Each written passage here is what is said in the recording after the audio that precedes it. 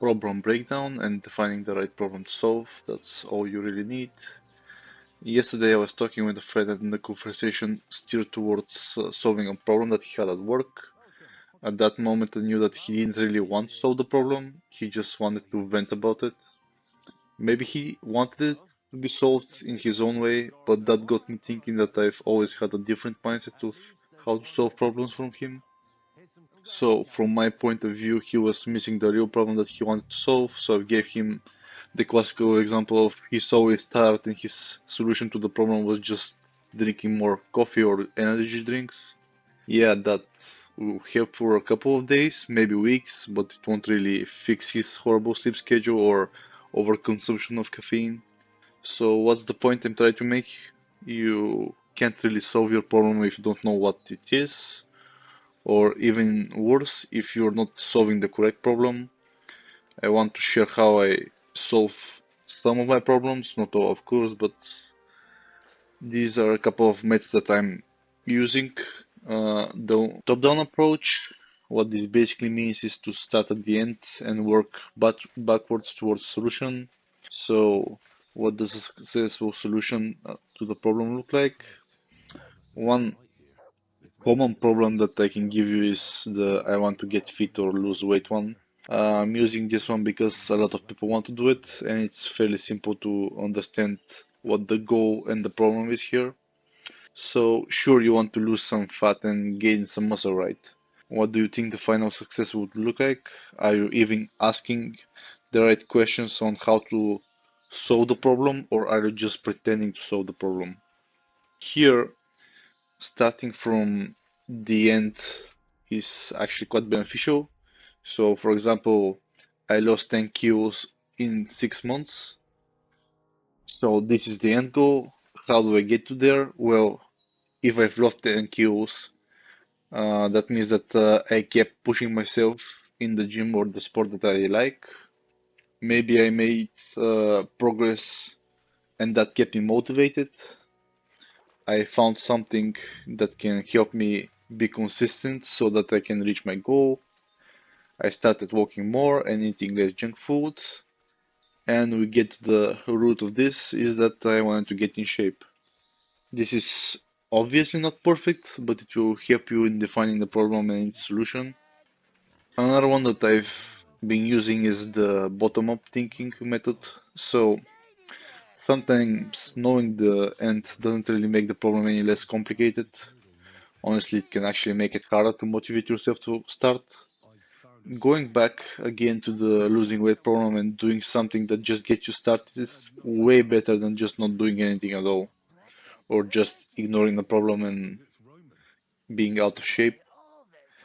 A bad solution for me has always been a solution regardless of if it's actually good or bad. You just need to start something, and that's a valid point.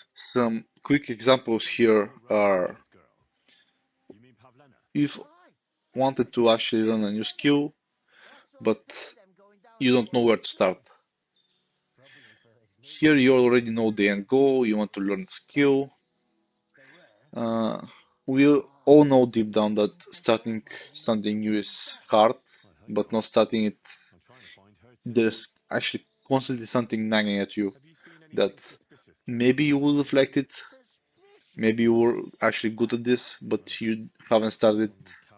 So, in these situations, I usually just start with what seems the most fun about learning a skill. For example, drawing, I will draw something that I really like, or I don't know, when I go to gym, I would just go to an exercise that I really like to do. You won't be perfect when you start that. That's normal. You don't have to be actually scared of not being perfect. You just need to see if you're having fun, and if you're not having fun, you can start something new. That's fine. Again, with the gym example, uh, so I want to lose weight, and to do that, I need to eat less chocolate biscuits, even though I really love them. But damn, that's hard.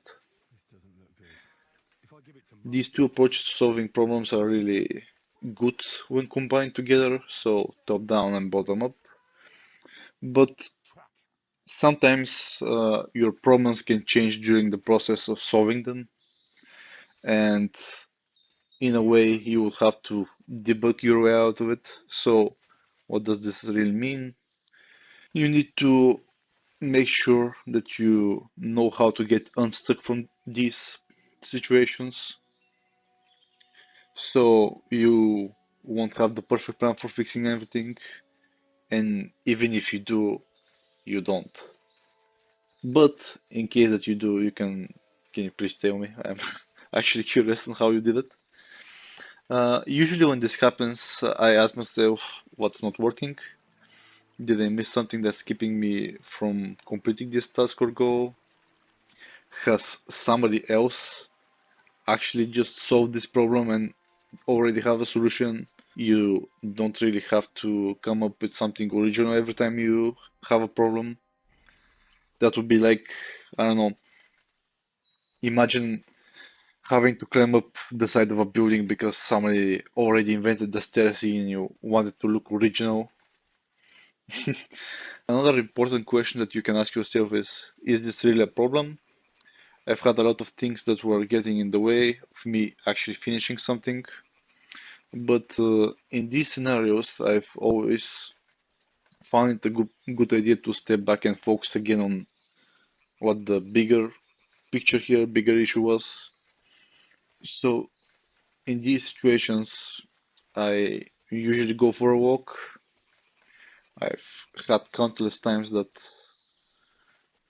I've struggled with finding a solution for a simple problem, and I've had countless times when going for a walk and not thinking about the problem has given me ideas on how to fix it, or even better, actually finding out that the problem wasn't really a problem.